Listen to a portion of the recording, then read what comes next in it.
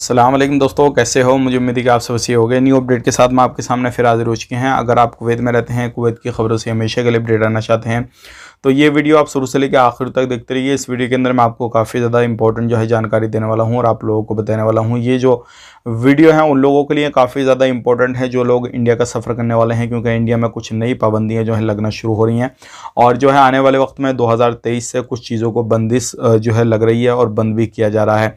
Corona virus के हवाले से हम बात करेंगे और कुवैत में जो लोग काम काज करते हैं उनके हवाले से हम बात करेंगे गिरफ्तारी के। काफ़ी ज़्यादा इंपॉर्टेंट ये वीडियो आपके लिए होने वाला है। तो चलिए फिर बिना देरी की वीडियो शुरू करते हैं। लेकिन चैनल को अगर आप हमारा पहली बार देख रहे हैं, चैनल को ज़रूर सब्सक्राइब कर लें और साथ ही साथ बेल आइकन ज़रूर प्रेस कर दें ताकि हमेशा आपको इसी तरीके से जानकारी टाइम टाइम मिलती रहे और आप हमेशा हमारे साथ में जुड़े रहें।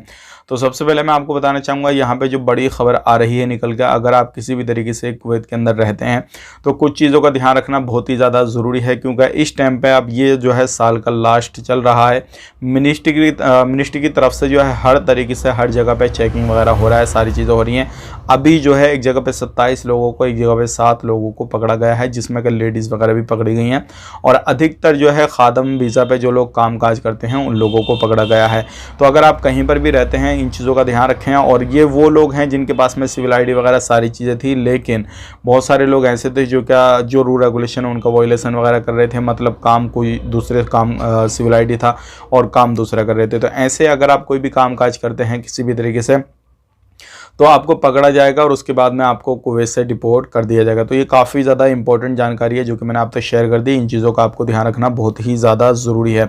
अब बात कर लेते हैं पे अगली खबर की तरफ। जो अगली खबर आ रही है निकल के, ये भी काफ़ी ज़्यादा इंपॉर्टेंट है। अगर आप कहीं पर भी कुवैत के अंदर सुबह मॉर्निंग के समय जल्दी से जो है गाड़ी वगैरह निकालते हैं, आप ड्यूटी पर जाते हैं, किसी भी पर्पज़ से आप गाड़ी निकालते हैं चलाते हैं, तो अभी बताया गया है कि आपको सेफ्टी के साथ गाड़ी चलानी है। मोबाइल तो बिल्कुल ही नहीं चलाना आपने, कभी भी गाड़ी चलाएं तो इस चीज़ को तो नहीं करना है, लेकिन बेल्ट वगैरह का पूरा अच्छी तरीके से ध्यान रखें और ज़्यादा स्पीड में गाड़ी ना चलाएं, क्योंकि अभी जो कोहरा वगैरह है वो आ रहा है, धुंध वगैरह रोडों पे आ रही है, तो उससे जो है एक्सीडेंट के चांसेस ज़्यादा होते हैं। तो उन चीज़ों का ध्यान रखें। 112 पे जो है कॉल करके अगर कोई हेल्प चाहिए तो आप ले सकते हैं, इस चीज़ का ध्यान रखें। अब बात कर लेते हैं अगली खबर की तरफ। जो अगली खबर आ रही है निकल के, ये आ रही है, बहुत सारे लोग हमसे एक सवाल करते हैं कि भाई हमारी कुवैत में जॉब ख़त्म हो गई है तो क्या हम जॉब अपना एक्सचेंज कर सकते हैं, या फिर 2 जॉब वहाँ पे जो इन कंपनियों में निकलती है उनमें हमें जॉब मिल सकती है या नहीं। तो मैं आपको बताना चाहूँगा बिल्कुल आपको जॉब्स मिल जाएगी। अगर आप किसी भी तरीके से अगर आप वहाँ पर रहते हैं तो आराम से आपको जॉब्स मिलेगी। अपनी जॉब्स आप चेंज करना चाहें तो चेंज भी आप आराम से कर सकते हैं। तो ये काफ़ी ज़्यादा इंपॉर्टेंट चीज़ें हैं जो कि मैंने आपको शेयर कर दी। अब बात कर लेते हैं इंडिया के हवाले से।